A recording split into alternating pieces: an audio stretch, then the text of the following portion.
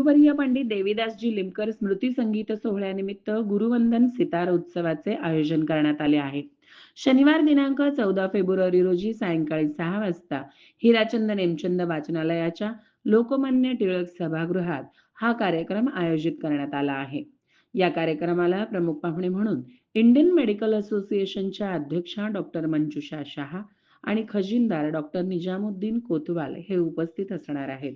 या कार्यक्रमात साक्षी ताटे, अरुणा कानडे, हुसैन कोतवाल, अदिती गांधी हे सतारीचे, तर विजय लिमकर हे तबल्याची साथ देणार आहेत. या मैफिलीत प्रसिद्ध सतारवादक विवेक लिमकर हे सतारीचे, डॉक्टर रोहिणी शहा हे देखील सतारीचे, गोपाल पिल्ले मेंडोलिन, तर मीर अफजल हे काव्य सादरीकरण आणि प्रशांत लोंढे हे ढोलक वाद्याचे सादरीकरण करत सतार संवाद हा कार्यक्रम सादर करणार आहेत.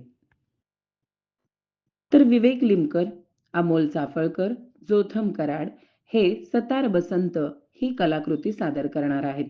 या कार्यक्रमाचे सूत्रसंचालन कृपा कुलकर्णी, वैभव कुलकर्णी सादर करणार आहेत.